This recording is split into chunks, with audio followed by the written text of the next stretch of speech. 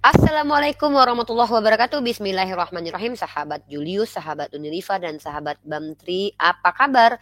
Kali ini kita akan menanggapi salah satu video dari Pak Ipung, Ustadz Ipung ya, di mana di video ini dijelaskan bahwa ternyata penistaan terhadap agama Islam itu bukan sesuatu yang memang sedikit ya, tetapi banyak. Nah, saya akan memberikan contoh-contoh penistaan agama Islam dari pihak orang yang beragama Kristen, tapi sebelumnya kita intro dulu.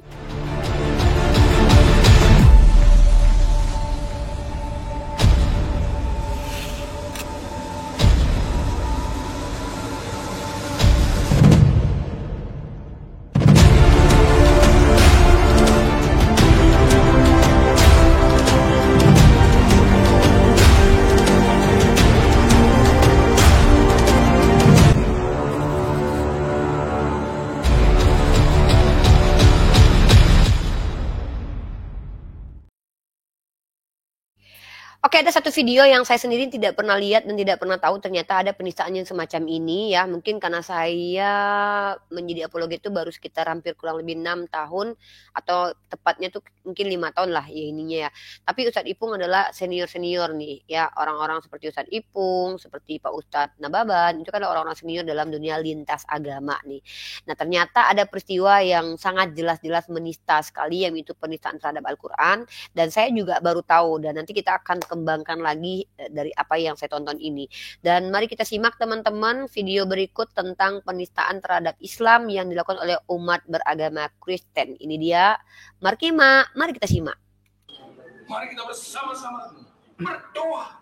Kita mau usir, kita mau tangkis esensi ajaran roh yang melekat dalam buku ini. Dan kita mau katakan di dalam nama Tuhan Yesus. Bapak, kami mengasihi orang yang diikat oleh ajaran Al-Quran ini, Tuhan. Kami mengasihi mereka, Bapak. Dan kami rindu mereka terlepas dari ajaran sesat.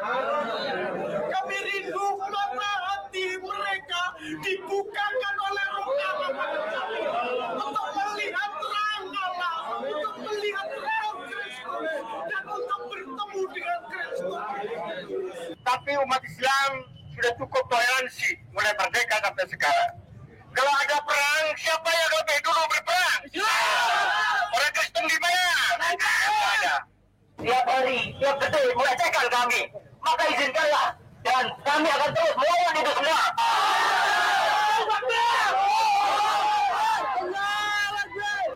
Untuk menghadapi melecehkan umat Islam, Al-Quran ini sebagai imam kami.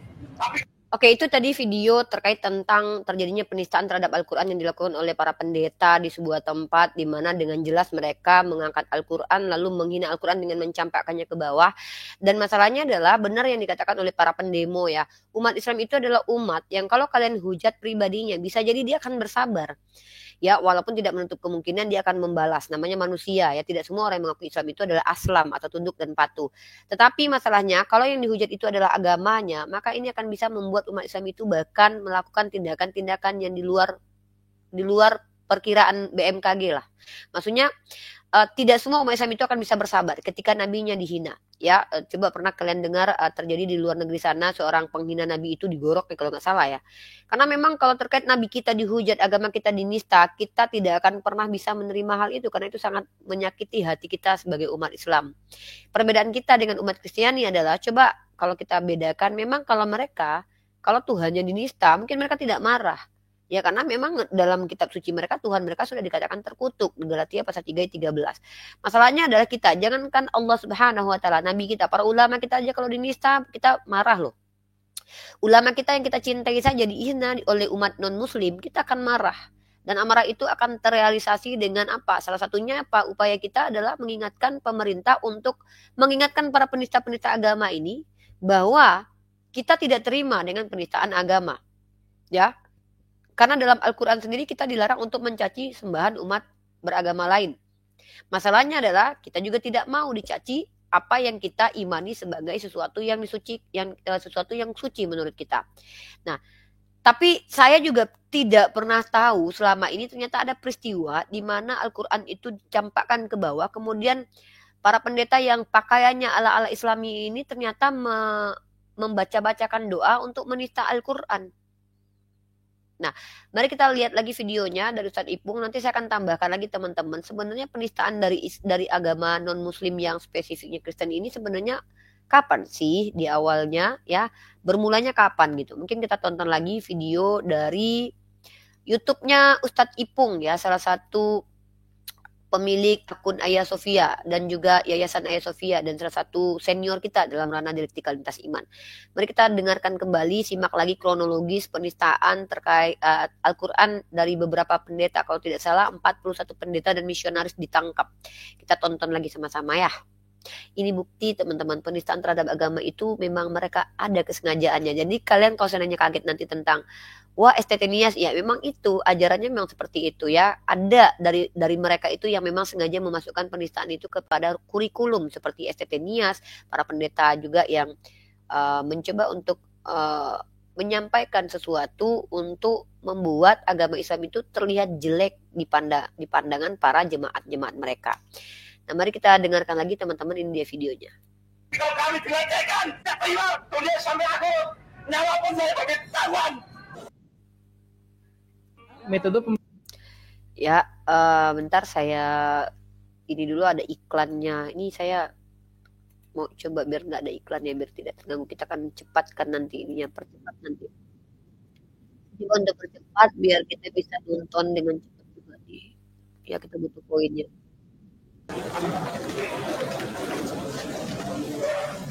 Oh, ini dia pelakunya ya. Ini pelaku dokumen tim fakta property of YouTube. Wah, saya baru tahu loh ada peristiwa seperti ini loh. 41 pendeta dan misionaris. Memang faktor kesengajaan ya. Dokumen Yayasan Al-Ma'wa. baik hotel waktu itu Ya tercoreng tercoreng betul. Padahal hotel nggak tahu apa-apa. Iya. Nah, disinilah Ini peristiwa tempat ini pernah terjadi dulu. Ada tahun itu tanggal 17 sampai Tahun tanggal 2006. 21 Desember tahun 2006. Oh my Al-Quran diangkat-angkat, kemudian dijatuhkan, ditunjuk-tunjuk di tempat inilah, di penginapan di hotel inilah terjadi sebuah peristiwa besar, yakni peristiwa penghujatan kepada Al-Quran, dan akhirnya sebanyak kurang lebih 41 orang pendeta, Ustaz ya.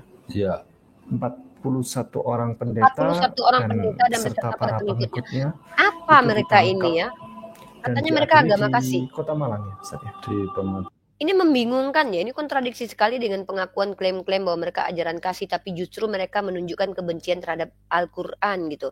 Dan apakah mereka sudah mempelajari Al-Quran? Bisakah mereka membuktikan bahwa di Al-Quran itu ada ajaran yang menyimpang, merugikan manusia? Karena kalau kita sendiri bisa tunjukkan, di Amerika Serikat itu, Bible itu dilarang untuk beredar karena ada konten vulgar dan juga kekerasan di dalamnya. Masanya Al-Quran ada tidak memuat ayat-ayat yang seperti itu.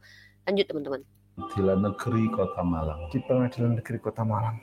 Ini nama Allahu Akbar disandingkan dengan angka 666. Ini kan juga seperti ada di STT Nias kan. Berarti emang ini sudah diwariskan mereka turun-temurun sepertinya ya. Memang mereka itu sudah tidak mau lagi mendengarkan penjelasan umat Islam, tapi mereka sudah mengatakan bahwa ini ada kaitan dengan 66 dan cocokologi ini sudah mereka terapkan, mereka sondingkan turun-temurun kepada jemaat-jemaat mereka ya. Ini kan juga ada di STT Nias. Nanti kita bahas tentang STT Nias teman-teman. Itu sudah banyak yang tahu bahwa angka 666 itu adalah angka iblis. Belum lagi ini yang paling parah. Allah sama dengan ular naga.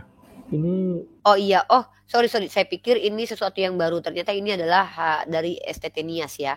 Ini memang dari STT Nias yang pernah kita bahas bahwa mereka sengaja membuat sebuah PPT di mana di situ mencocokmologikan tentang asma Allah. ular, ini mahkotanya. Jadi tasydid itu dikonotasikan dengan mahkota. Kemudian ini adalah tongkat ya. Dan ini adalah ular naga.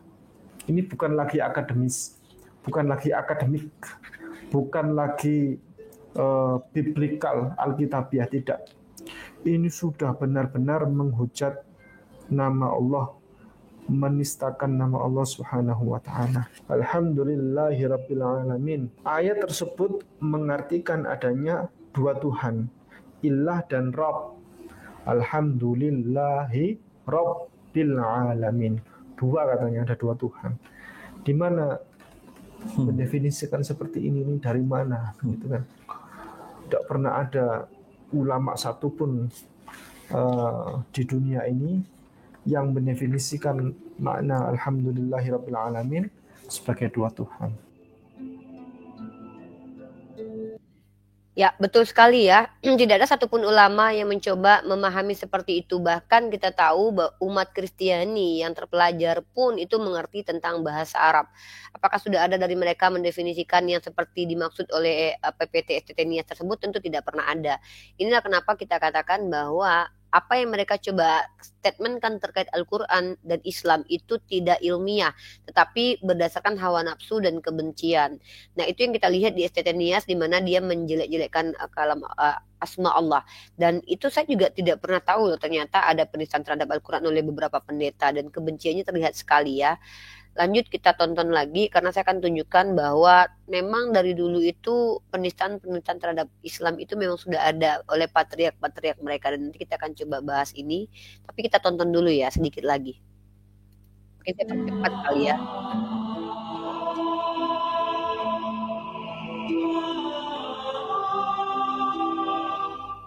Bismillahirrahmanirrahim. Assalamualaikum warahmatullahi wabarakatuh. Alhamdulillah, sore hari di Kota Batu, Malang ya, Jawa Timur, dan di hotel inilah peristiwa penghujatan kepada Al-Quran itu pernah terjadi di sini, di ruangan ini. Ya, ini ruangannya. Sebetulnya hotel ini dirugikan, Ustaz, Sangat dirugikan. karena pihak penyelenggara dari kegiatan penghujatan terhadap Al-Quran itu tidak menginformasikan kepada pihak hotel bahwa di kegiatan ini, di ruangan ini diselenggarakan kegiatan seperti itu. Ya, sebenarnya itu kan hanya training sebagaimana biasa. Ya.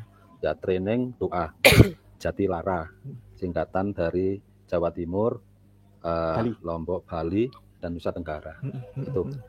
Nah, itu acara training doa, ya senang aja ya meskipun itu Kristen kan gitu. Ternyata ini adalah pengkaderan dari misionaris Kristen di bawah naungan Lembaga Pelayanan Mahasiswa Indonesia atau LPMI. Ya. Itu memang ya organisasi Kristen. Dan itu ya training ya biasa kan di hotel ya manapun juga ya nggak ada masalah, tapi ternyata ada unsur penghujatan terhadap Al-Quran itu. Nah, sehingga pihak hotel yang merasa sangat amat dirugikan. Dan karyawannya sempat ini Ya, kasihan. kasihan juga. Nah, itu Nama baik hotel waktu itu ya tercoreng tercoreng. betul. Betul. Padahal hotel nggak apa-apa. Iya. Nah, disinilah Ini peristiwa ini pernah terjadi dulu. Ada tahun itu tanggal 17 sampai tanggal 21 Desember tahun 2006. 2006. Iya. ada Al-Quran Oh, diangkat-angkat, kemudian dijatuhkan, ditunjuk-tunjuk, dan seterusnya. Ya, ditengking istilahnya. Tengking. Ya, mereka menengking Al-Quran. Tapi ada yang kesurupan-kesurupan gitu. Ya biasa mereka kerasukan iblis gitu. Iya. Itu dilakukan oleh misionaris Kristen dan mereka memang berlatih bagaimana cara melakukan kristenisasi dengan memakai identitas Ya, Islam. betul. Jadi mereka pakai songkok, pakai baju. Ya benar ya, kalau dilihat videonya itu mereka terlihat seperti Islami sekali ya. Orang kalau salah-salah paham tuh dikira orang Islam karena pakai peci, baju-baju Islam gitu. Padahal mereka sama ini identik dengan jas ya kan. Tapi yang mereka lakukan justru ke musliman gitu ya. Ya ini dia yang dikatakan penyamaran itu untuk memuliakan nama Tuhan ya. Jadi menyamar dari segala jadi domba tuh ya nggak masalah. Lanjut. Baju koko, terus ya mirip seperti kiai kan gaya-gaya. Yang wanita pakai jilbab. Nah, Yang wanitanya pakai jilbab. Memang ada unsur kesengajaan untuk menyamar supaya dapat menista Islam berarti ya. dianggap ustazah kan gitu. Saya sempat bertanya kepada pihak hotel, apakah dulu pernah tahu bahwa kejadian itu ada orang berangkat datang ke hotel ini pakai kerudung, pakai kopiah? Ternyata karyawan nggak ada yang tahu. Nggak ada, karena memakai baju identitas Islam, ya pakai gaya muslimah, pakai gaya muslim, itu kan hotel itu nggak tahu kan, karena memang dipakai di sini, di ruangan ini. Nanti kita akan ulas lebih lengkap tentang peristiwa itu, dan sampai sekarang, sampai kapanpun, peristiwa penghujatan kepada Islam, kepada Al-Quran akan terus berulang. Ya, berulang dengan motif yang sama. Dan ini umat Islam harus waspada. Ya, nah, itu. Betul. Seperti sekarang udah kejadian lagi, berulang lagi. Nah, itu di di websitenya STT Nias, Sekolah Tinggi Teologi Nias. Dengan data-data yang PowerPoint itu. Dan itu mengada-ada. Alhamdulillah pada malam hari ini pemirsa yang kami muliakan, kami ada di Kota Batu, Malang, Jawa Timur. Dan kami saat ini berada di sebuah tempat di mana dulu di tempat inilah, di penginapan di hotel inilah terjadi sebuah peristiwa besar, yakni peristiwa penghujatan kepada Al-Quran, dan akhirnya sebanyak kurang lebih 41 orang pendeta, Ustaz ya. Ya. Oke, teman-teman. 41 orang pendeta dan Ustadz Ipung beserta para pengikutnya itu ditangkap dan diadili di Kota Malang ya, Ustaz ya. Di Pengadilan Negeri Kota Malang. Di pengadilan. Ya, kita lihat video full penistaan tahun 2006 yang dilakukan oleh 41 pendeta dan misionaris itu ya. Di videonya tetap di Ipung Atria, tapi kita lihat dulu videonya, sudah saya lihat tadi, di klik di linknya ini ada nih. Kalau kita baca di sini, kita baca komentar netizen di tempat Ustadz Ipung. Santri Jawa Timur dan seluruh Indonesia bersatu lawan penghina Al-Quran dan Nabi Muhammad SAW. Ingat, toleransi adalah cara Kristen berdalih agar dapat ruang gerak. Waspadalah, saya sudah muak. Ayo kita bangkit saudara-saudara seiman, tubuh genderang jihad, Allahu Akbar. Kawal terus proses hukumnya Ustadz, tak ada toleransi lagi bagi mereka yang menistakan Islam. Ustadz tolong kawal terus, laporkan ke Bareskrim, ayo orang Islam. Nah, mudah-mudahan ya hak ini kan giroh terpanggil untuk membela Islam, ini kan hak setiap umat Islam. Saya juga karena giroh saya terpanggil, makanya saya masuk ke dalam perdebatan ini. Kenapa? Saya merasa tidak terima agama saya dihujat oleh para polemikus dan polikarus Kristen. Maka saya, ayo kalian kalau mau buy data dengan saya, itu kenapa saya hadir dalam ranah dialektika ini. Ya, tapi sayangnya yang kita lihat justru apa, yang mereka betul-betul menunjukkan kebencian mereka secara terang-terangan. Nah, jadi kita lihat video utuh tentang penistaan Al-Quran oleh 41 para pendeta. Jadi selama ini kan kita seolah di framing, Islam itu loh bakar gereja, kan makanya mereka seperti itu. Padahal yang kita lihat sendiri, mereka yang gini ya, ini logikanya begini loh. Kita yang mayoritas aja itu kalau dihitung kejahatan beragama, kejahatan menggunakan agama itu minim sekali teman-teman kalau dibandingkan dengan negara yang mayoritasnya agama mereka. Sementara kalau kita hitung penghujatan dari pemeluk agama Kristen kepada pemeluk agama Islam, kepada agama Islam itu lebih banyak ketimbangan yang sebaliknya. Padahal kita mayoritas, kan nggak make sense. Harusnya kan mereka lebih sedikit karena kita mayoritas. Harusnya kan umat Islam yang lebih banyak menghujatkan harusnya. Tapi kalau kita lihat secara timeline, data-data secara timeline itu ya, kalau kita runut-runutkan, justru yang paling banyak mereka itu diantaranya yang sudah sampai viral itu kayak Paul Zhang yang kabur ke luar negeri, Taipudin, Dewi Bulan, Sofiatul, itu yang nampak betul-betul viral penghujat terhadap agama Islam dari pihak Kristen itu malah mereka. Padahal kan kalau dipikir-pikir kita mayoritas ya, harusnya kalau seandainya di negara mayoritas yang paling banyak berbuat jahatnya mayoritas dong. Tapi justru sebaliknya, yang paling banyak menghujat agama Islam adalah dari kalangan mereka. Minoritas itu. Dan saya berpikir begini, minoritas saja mereka sudah banyak menghujat, apalagi kalau mereka menjadi mayoritas. Gimana keadaan negara kita dalam ranah beragama ini gitu loh. Dan mereka mengklaim bahwa mereka adalah toleransi, sementara kita banyak melihat video-video penghujatan dari mereka sendiri kepada agama Islam. Dan ini salah satu video yang saya cukup memang tidak tahu ya, karena mungkin tahun 2006 itu saya masih kelas 2 SMA.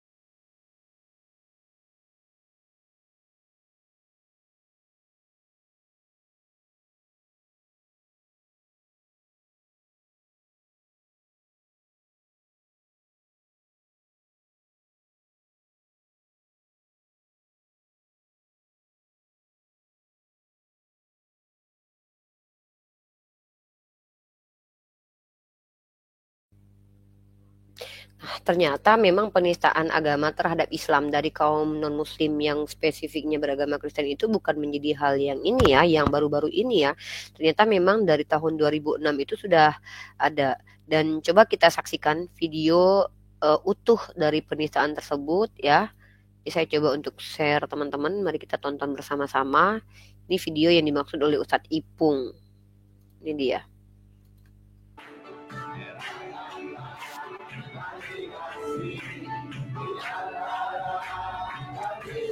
Dan kalian kalau lihat ini tahun 2006 mereka sudah menggunakan pakaian ala-ala Islam ya, pakai baju koko, pakai peci. Terlihat kalau orang lihat orang awam ya, maksudnya yang sudah lazim itu tidak akan percaya kalau ini orang Kristen, karena kan dinilai seperti orang Islam. Betul-betul mereka pakai sarung, betul-betul Islami sekali ya pakaian mereka ya. Ini mungkin mereka mengikuti ajaran Paulus untuk orang Yahudi, aku menjadi orang Yahudi dan menjadi pengikut Taurat walaupun aku tidak hidup di bawah hukum Taurat. Dan saya mengingat perkataan Yesus, hati-hati dengan serigala berbulu domba. Kalau di Islam itu nggak boleh nyamar. Mari kita saksikan lagi teman-teman. Di dalam buku ini terdapat ajaran-ajaran yang telah menyesatkan berjuta-juta orang. Dan dengan berbelas kasihan Allah, mari kita bersama-sama berdoa. Kita mau usir, kita mau tangkis esensi ajaran roh yang melekat dalam buku ini. Dan kita mau katakan dalam nama Tuhan Yesus.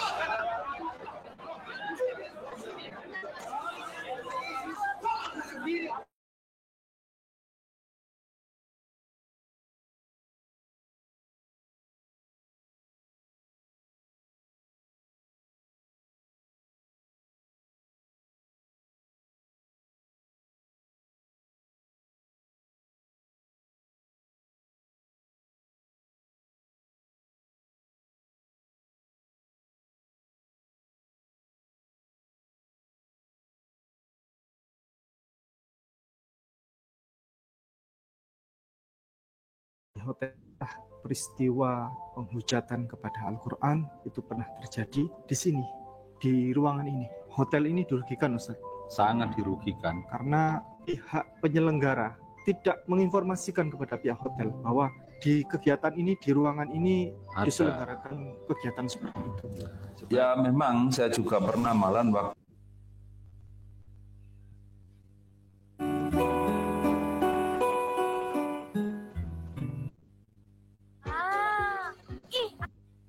teman-teman ini ada iklan, saya coba turunkan dulu ya.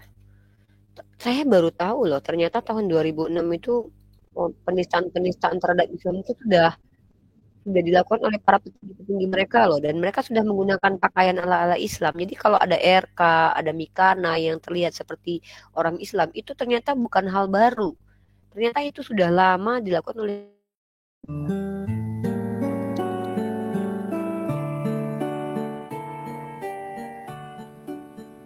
LPMI, Lembaga Pelayanan Mahasiswa Indonesia, merupakan gerakan mempersatukan mahasiswa menjadi Kristen dengan berbagai cara memperbaiki norma dan kita.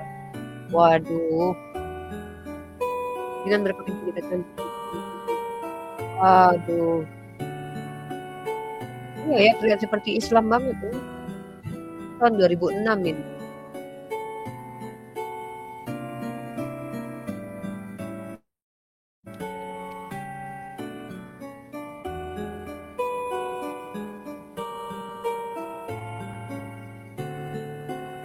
Penipuan seperti ini sudah mereka lakukan sejak tahun, ya sebenarnya sejak awal, nanti kita bahas datanya ya, tapi ini nyata sekali ya.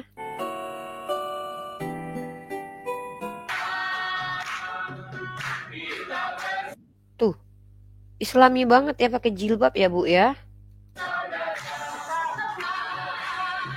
Ini orang nggak akan nyangka nih orang Kristen nih, pasti orang akan pikir nih orang Islam Bu ya. Gila.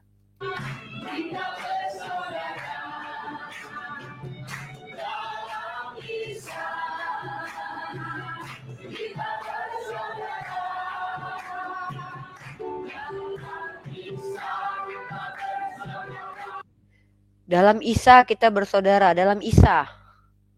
Oh, giliran mau menginjili jadi Isa ya. Tapi kalau sudah berdebat bukan Isa lagi ya, beda Isa sama Yesus. Emang hipokrit banget nih orang-orang.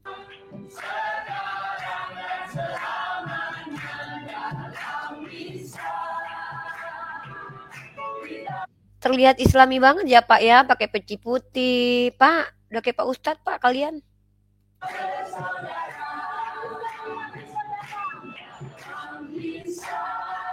Dan metode-metode seperti ini belum berhenti loh guys.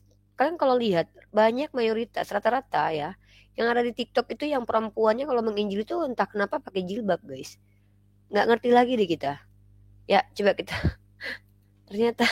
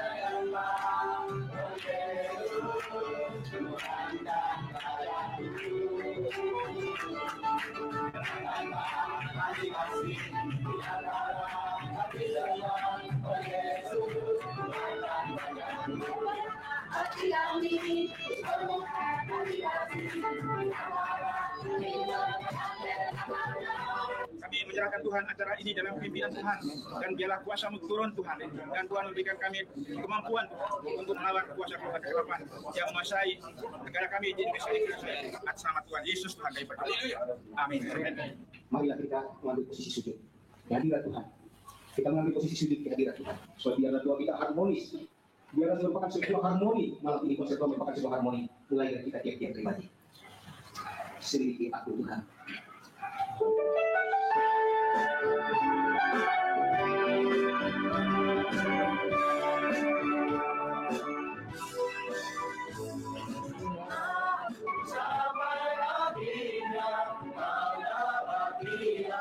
Tuhan ingin mendapati kita setia sampai pada akhir. Sekalipun kita ada di dalam gerakan kita perhalakan setia sampai pada akhir. Malam hari ini Bapak Ibu Saudara sekalian, kalau ada sesuatu yang belum beres yang teruskan persekutuan ini malam hari ini, pergi minta salah satu kawan mendoakan terlebih dahulu Tuhan masuk ke tempat.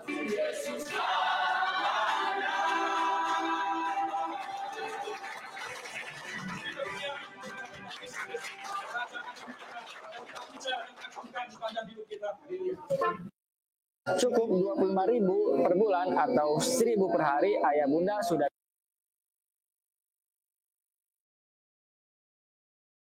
itu tadi video ya, video yang memang kita lihat sekali betul-betul jelas sekali penistaan yang dilakukan oleh mereka ya. Dan memang misi dan upaya mereka untuk menyesatkan umat Islam itu memang sudah terstruktur gitu. Sebagaimana yang kita lihat juga ada di apa namanya? Ada di STT Nias, di mana di STT Nias mereka menjadikan itu sebagai bahan pembelajaran ya. Penistaan terhadap agama Islam itu dijadikan bahan pembelajaran. Dan teman-teman kalau kita lihat memang mereka menggunakan pakaian itu bukan faktor ketidaksengajaan tapi faktor kesengajaan ya. faktor kesengajaan. Dan mungkin penistaan terhadap agama Islam atau tuduhan dari patriark Kristen itu sudah ada. Contohnya saya kasih dari Yohanes Damaskus teman-teman. Yohanes menulis bahwa Islam hanyalah tahayul ya. Kalau kita lihat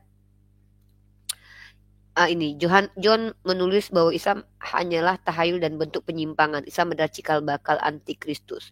Muhammad adalah seorang nabi palsu yang secara kebetulan menemukan perjanjian lama dan perjanjian baru, dan juga tampaknya setelah berbincang dengan seorang pendeta Arian menyusun ajaran sesatnya. Kemudian setelah berhasil mendapatkan simpati orang-orang dengan menunjukkan kesolehan yang tampak yang mengabarkan bahwa sebuah buku tertentu telah diturunkan padanya dari surga. Ia telah menuliskan beberapa komposisi yang menggelikan dalam bukunya dan ia memberikannya kepada mereka sebagai objek pemujaan. Nah, ini ada pendapat dari si Yohanes Damaskus, teman-teman. Masalahnya pendapat ini sangat tidak ilmiah ya, ini dengan kebencian.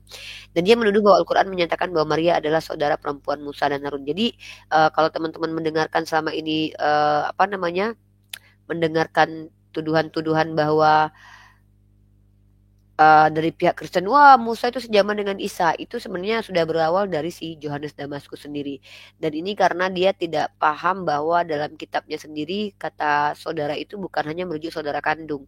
Ya apalagi kalau bukan karena kebencian teman-teman ya, karena kebencian dan karena ketidaksukaan terhadap ajaran Islam. Dan ini yang kita lihat saat sekarang ini yang diperlihatkan kepada kita.